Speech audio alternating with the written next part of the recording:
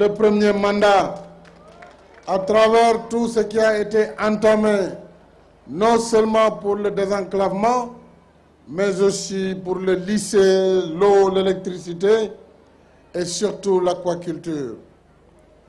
Au niveau de Tanaf, de Samin Escale, de Simbandi Balant, de Karantaba, de Bafata Yarang, Bangini et Goudomp, nous avons pu régler la question de l'eau. Nous avons réhabilité le débarcadère. Débarcadère est la réhabilitation de l'aire de transformation des produits halieutiques de Goudomp. L'électrification avec la connexion qui a été réalisée avec l'axe Kaour-Bakonding. Et surtout l'électrification en cours avec la connexion de Karantaba. La construction du nouveau lycée de Goudomp ainsi que l'équipement du collège de Simbandi Balant. Des travaux en cours pour le SEM de Kolibantan, de Mangarungu, de Yarang, de Santhiou, de Safan et du centre de formation technique et professionnelle qui vaut 245 millions pour Goudomp. Bien sûr, j'aurais pu continuer à énumérer des choses qui ont été faites par le PPDC qui a augmenté les capacités de production de riz à la fois du département et de la Casamance. Le bassin aquacole de Djibanar, j'attendrai mes WAS pour un bon caldo au palais. Vous me l'avez promis. Alors, nous allons, s'il plaît à Dieu, chère population de Goudomp, après le 24 bu ñu Yàlla maye ndam am nañ ci yaakaar au vu de vos mobilisations à travers le Sénégal, Inch'Allah, dañu accélérer la mise en œuvre du PSE2, muy le plan d'action prioritaire PAP2 2019-2023. Période boobu 2019-2024 du moins am nañu plus de 7 000 milliards de francs CFA pour construire le Sénégal. D'ailleurs, il serait important ñu xam ndax ñuy wax dañu wut réew mi xaalis boobu ñu réunir ba pare bu ñu ñëwee ndax dañu changer programme wala programme du président Macky Sall la ñuy appliquer. Loolu jar na leeral parce que mobiliser nañ tout ce qu'il faut pour construire le Sénégal de 2019 à 2024. loolu nag dafa am tur am sant mu ngi tudd PSE muy plan Sénégal émergent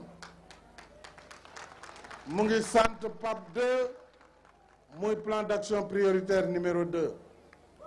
su fekkee nag ku ñëw da ngay bëgg a teggi loolu yaakaar naa ni dañuy delluwaat CPI delluwaat di tàmbaliwaat. Or tey jii la jeunesse qui est ma priorité, la priorité des priorités, pour liggéey mën a am il faut d'abord ñu renforcer formation professionnelle parce que téeméeru xale yoo gis juróom-benn rek ñoo ci am métier kon foog ñu def métier yi dans tous les départements.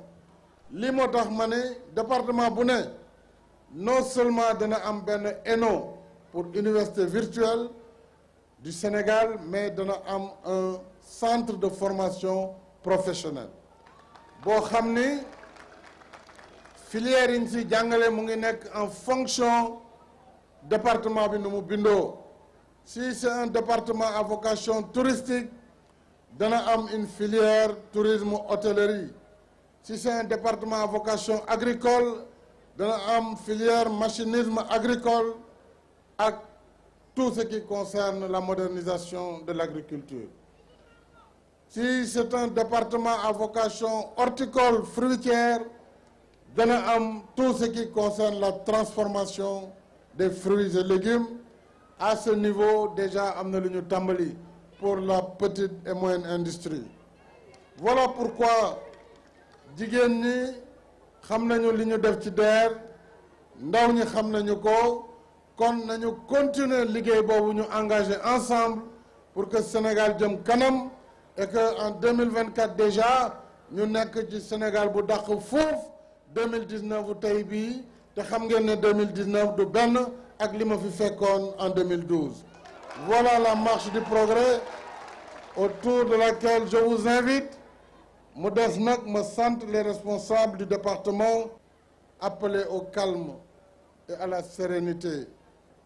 Candidat bu ne mën nga wax sa programme sénégalais yëpp a ngi lay dégg ñëpp a ngi lire réseaux sociaux yi ñëpp a ngi xool télévision bi kon mbir mi jarul doole jarul xeex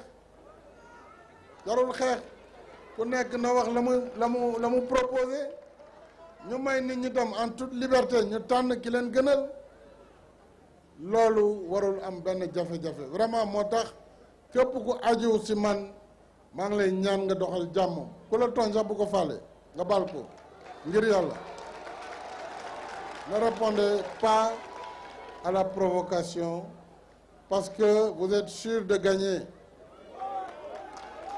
kon yéen doo leen xejamal seen victoire ku leen tooñ baal leen ko ngir yàlla.